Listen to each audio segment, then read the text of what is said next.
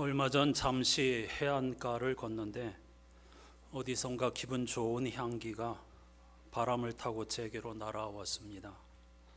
저도 모르게 그 향기에 이끌려 따라갔더니 그곳에는 우람한 나무가 서 있었습니다. 난생 처음 보는 나무였는데 키는 크고 자줏빛 색깔의 고운 꽃이 수없이 매달려 짙은 향기를 내뿜고 있었지요.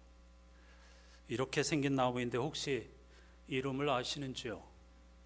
보신 적은 있으신지요? 아시는 분이 있을 것 같은데요. 궁금한 마음에 얼른 찾아보았더니 이름은 멀구슬나무 혹은 말구슬나무이고 남해안과 제주도에 자생하며 열매는 염주나 피부 질환을 치료하는 약재로 사용한다는 것을 알게 되었습니다.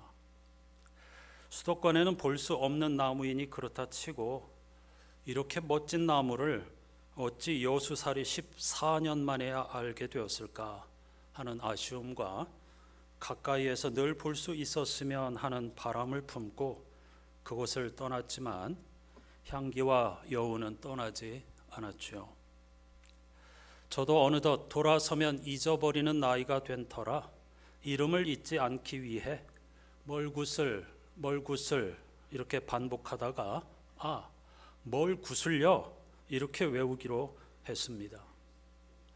그런데 며칠 후부터 놀라운 일이 벌어졌습니다. 사방에서 멀구슬 나무가 제 눈에 띄는 겁니다. 하나님이 저의 아쉬움을 달래주시려 갑자기 15m나 되는 큰 나무들을 제 주변으로 옮겨주셨을까요? 그럴 리가 없죠. 그 나무들은 오래전부터 그 자리에 있었고 제 주위에 있었습니다. 다만 제가 알아보지 못했을 뿐이지요. 그때 깨달았습니다. 그래서 옛사람들이 아는 만큼 보인다고 한 거구나. 그렇습니다. 자연도, 진리도, 우리 곁에 있는 사람도, 성서도, 복음도 관심과 애정이 있어야 비로소 보이기 시작합니다. 들리지 않는 소리를 듣고 보이지 않는 것을 보려면 반드시 그것을 사모해야 합니다. 눈을 뜨고 귀를 기울여야 합니다. 그것이 진리에 다가서는 첫 걸음이기 때문이죠. 잠언 8장은 지혜에 대한 찬양입니다. 성서 기자는 지혜를 의인화된 여인으로 묘사하고 있는데 1절에서부터 11절까지는 지혜 여인의 질문과 외침이 가득합니다. 지혜 여인은 사람들을 향해 자신의 소리가 온 천하에 울려 퍼지고 있지 않느냐고 묻고 있습니다. 1, 2, 3절을 세 번역으로 함께 읽어보실까요? 지혜가 부르고 있지 않느냐? 명철이 소리를 높이고 있지 않느냐? 지혜가 길가의 높은 곳과 내거리에 자리를 잡고 서 있다. 마을 어귀 성문 곁에서 여러 출입문에서 외친다. 무슨 말입니까?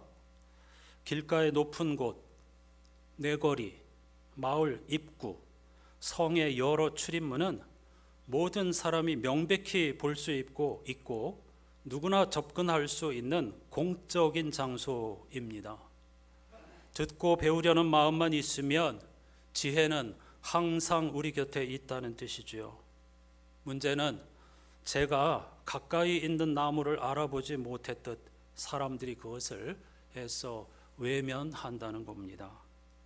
반면 지혜에 맞서는 어리석은 여인은 어두운 저녁에 은밀히 소수의 사람을 자신의 사적 공간으로 유혹하는데 사람들은 오히려 거기에 마음을 온통 빼앗긴다는 것이죠. 오늘 장로님의 기도대로 우리는 주님의 가르침이 아닌 세상의 소리에 귀를 기울이고 열심히 그것을 향하여 달려갑니다. 그래서 주님의 음성을 알아보지 못하는 것이 아니겠습니까? 따라서 지혜 여인은 목소리를 높여 사람들을 부릅니다. 그리고 이어지는 12절에서 21절까지는 지혜의 자기소개입니다. 이는 고대 근동의 신과 여신들의 일반적인 자기소개 양식을 따른 것으로 지혜는 진실을 좋아하고 악을 싫어한다고 하며 그것이 곧 하나님을 경외하는 삶이라고 역설합니다. 그리고 지혜를 사랑하고 간절히 찾는 자는 자신을 만날 거라면서 지혜에 대한 접근이 누구에게나 열려 있다고 말합니다. 지혜를 간절히 찾는 자는 지혜를 대면하고 그녀의 사랑을 받게 된다는 약속이지요. 이어지는 22절에서 26절은 지혜 여인이 자신은 태초부터 하나님과 함께 있었다, 놀라운 선언을 하고 있습니다. 22절과 23절만 함께 읽어보실까요? 주님께서 일을 시작하시던 그 태초에 주님께서 모든 것을 지으시기 전에 이미 주님께서는 나를 데리고 계셨다. 영원전 아득한 그 옛날 땅도 생기기 전에 나는 이미 세움을 받았다. 우리 그리스도인들이 보통 주님 할 때는 예수 그리스도를 가리키는 것이죠. 근데 쇠번역은 왜 하나님을 여호와 혹은 하나님이라고 하지 않고 주님이라고 했을까? 히브리 사람들은 하나님, 물론 하나님이 하나님의 이름 아니지만은 상징적으로 하나님의 이름이라고 생각할 수 있는데, 그럼에도 불구하고 그 이름도 사람이 함부로 발음해서 안 되는 거룩한 문자라고 여겼습니다.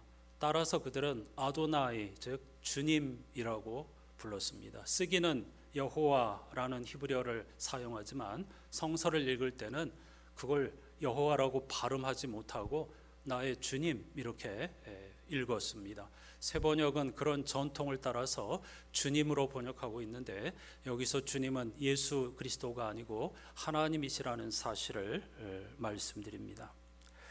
이 22절에서 26절까지 말씀에서 한마디로 태초에 지혜가 있었다는 겁니다. 그런데 태초에 지혜가 있었다는 선언은 요한복음의 첫 문장을 생각나게 합니다. 요한복음 기자는 태초에 말씀이 있었다는 놀라운 문장으로 자신의 복음서를 시작합니다. 그리고 그 말씀은 하나님과 함께 계셨다. 그 말씀은 바로 하나님이셨고 그는 태초에 하나님과 함께 계셨다. 모든 것이 그로 말미암아 창조되었으니 그가 없이 창조된 것은 하나도 없다라고 선언하였습니다. 기원 후 110년경에 기록된 요한복음은 당시 팔레스타인과 예루살렘에 살고 있던 로마화, 헬라화된 유대인들을 위해 의도적으로 그들에게 익숙한 창세기를 시작하는 태초에라는 단어를 사용한 겁니다. 창세기 1장 1절을 그대로 옮겨서 그리스어로 옮겨서 요한복음을 시작한 것이죠. 하지만 태초에 이어서 다음에 등장하는 단어는 그들의 예상과는 전혀 다른 것이었습니다. 창세기는 태초에 하나님이 이렇게 시작하지만 요한복음 기자는 그것을 태초에 말씀이 있었다, 헬라어로 말하면 태초에 로고스가 있었다로 바꾼 겁니다. 그런데 로고스는 히브리어 말씀에 상응하는 단어가 아닙니다. 히브리어로 말씀을 의미하는 그리스어는 레마입니다. 따라서 말씀이라고 하는 단어를 사용하려고 하면 태초에 레마가 있었다라고 했어야 하는데, 요한복음 기자는 그리스 철학을 잘 알고 있던 당시 유대인들과 로마인들을 위해 의도적으로 로고스라고 하는 단어를 선택한 겁니다. 로고스는 지난주에 말씀드린 창세기 1장에서 11장 원역사와 같은 어떤 보이는 것들의 궁극적인 근거, 뿌리를 의미하는 단어입니다. 요한복음 기자는 이 로고스를 우주가 창조되기 전에 이미 존재했던 지혜, 즉 오늘 본문 잠언의 지혜 여인과 관련지어 태초에 지혜가 있었고 그것이 우주를 창조했다고 선언한 겁니다. 이 잠언 지혜 전통을 따라서 당시 헬라화된 유대인들에게 익숙한 로고스라고 하는 단어를 통하여 잠언 8장의 지혜를 설명하려고 했던 것이죠. 따라서 이어지는 잠언 8장의 27절에서 31절까지는 그 지혜가 장인으로서 하나님의 창조 사역에 참여했다 이렇게 고백하고 있습니다. 이 부분을 조금 읽어보죠. 주님께서 하늘을 제자리에 두시며 깊은 바다 둘레에 경계선을 그으실 때에도 내가 거기에 있었다. 주님께서 땅의 기초를 세우셨을 때에 나는 그분 곁에서 창조의 명공이 되어 날마다 그분을 즐겁게 하여 드리고 나 또한 그분 앞에서 늘 기뻐하였다. 그분이 지으신 땅을 즐거워하며 그분이 지으신 사람들을 내 기쁨으로 삼았다. 여기서 명공은 장인이라는 뜻입니다. 하나님께서 창조한 모든 것을 보시고 좋다, 참 좋다 하셨다는 창세기 기자의 증언처럼 태초의 창조 시의 분위기는 기쁨과 즐거움으로 가득하였다는 사실을 발견하게 됩니다. 태초부터 지혜는 하나님의 기쁨이었고 하나님 앞에서 늘 기쁨으로 충만하였으며 창조 세계에 거하면서 즐거움으로 충만하였다는 것이죠. 여기서 우리는 지혜의 외침을 들어야 합니다. 사람들은 십자가에서 죽으신 그리스도의 희생만을 은혜라고 생각하는 경향이 있습니다. 하지만 은혜는 훨씬 광범위하고 보편적입니다. 하나님이 세상을 창조하고 흙에 당신의 영과 형상을 불어넣어 인간을 창조했다는 것부터가 놀라운 은혜입니다. 우리를 위해서 모든 만물을 창조하신 것이 은혜입니다. 하나님께서 나를 있음이라는 하나의 존재로 만드신 것 자체가 무한한 은혜입니다. 시편 8편의 노래처럼 우리를 신적 존재로 만드시고 하나님의 정원인 세상을 돌보는 정원사로 불러주신 것이 한없는 은혜입니다. 세상을 창조하신 하나님께서 당황해서 갑작스럽게 예수를 보내심으로 은혜를 베푸신 것이 아닙니다. 따라서 우리는 창조에서부터 구원의 완성에 이르기까지 태어남에서 죽음에 이르기까지의 모든 순간이 은혜로 뒤덮여 있다는 사실을 깨달아야 합니다. 오늘 권사회 찬양 제목 일상처럼 지혜와 함께 일상 곳곳에 깃들인 하나님의 은혜를 찬양하며 기뻐하고 즐거워해야 합니다. 이것이 잠언 8장 지혜의 요청입니다. 그럼 지혜가 태초에 하나님과 함께한 창조의 핵심은 무엇일까요? 우리는 보통 빛을 창조하시고 하늘과 땅을 가르시고 동식물들 만드시고 사람을 만드신 게 창조 아닌가 이렇게 생각할 수 있지만 그것보다 훨씬 더 심오한 의미가 있습니다. 창세기 1장 1절에서 사용한 창조에 해당하는 히브리어 단어는 만들다가 아닙니다. 그건 다른 히브리어 단어가 있습니다. 창세기 1장 1절에 사용한 창조라는 히브리어 단어는요, 제사장들의 전문 용어였습니다.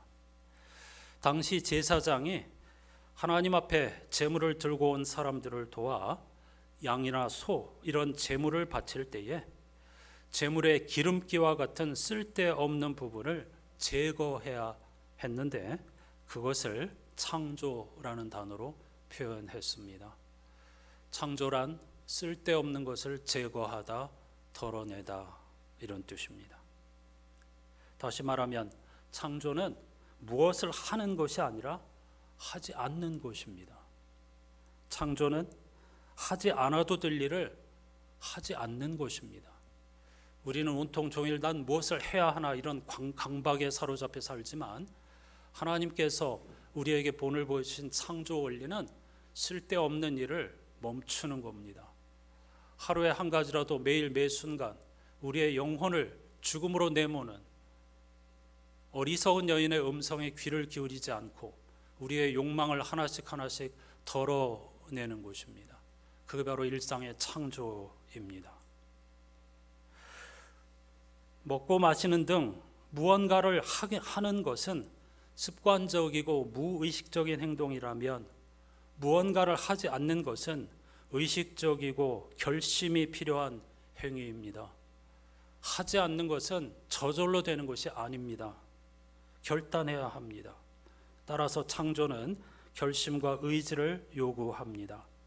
그것을 창조주 하나님께서 멋지게 보여주신 것이고 지혜가 바로 그런 결심과 행동을 우리에게 요구하고 있는 겁니다. 창조를 의미하는 영어 단어 create의 어원은 라틴어 creare입니다. 라틴어 creare는 자라다, 성장하다라는 뜻입니다. 여기서 초승달과 초승달 모양으로 생긴 빵 크로와상이라는 단어가 생긴 겁니다. 무슨 의미입니까? 창조가 보름달과 같은 것이다 하는 건 보름달은 창조가 초승달과 같다 하는 의미는요, 보름달은 가득 차서 더 이상 자신을 확장시킬 수가 없습니다. 맞죠? 이미 꽉 차버렸기 때문에 무언가를 창조해낼 수가 없습니다.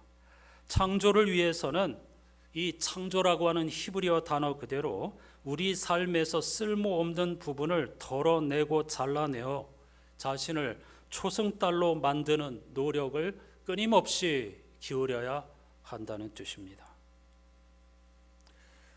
마음이 가난한 자가 하나님의 나라를 볼 것이라는 말씀과도 통하는 것이죠. 박노해 시인이 창조란 가장 단순한 것으로 가장 풍요로운 삶을 만들어내는 것이고 최고의 삶의 기술은 언제나 나쁜 것에서 좋은 것을 만들어내는 것이라고 한 이유가 여기에 있습니다. 창조란 가장 단순한 것으로 가장 풍요로운 삶을 만들어내는 것이다. 여러분은 매일의 삶에서 무엇을 발라내고 무엇을 덜어내고 있습니까? 끝으로 지혜 여인은 다시 한번 자신의 말에 귀를 기울이고 따르면 생명의 길을 걷게 될 거라고 약속합니다. 32절에서 36절까지 말씀을 함께 읽어보지요. 그러므로 아이들아 이제 내 말을 들어라. 내 길을 따르는 사람이 복이 있다. 내 훈계를 들어서 지혜를 얻고 그것을 무시하지 말아라.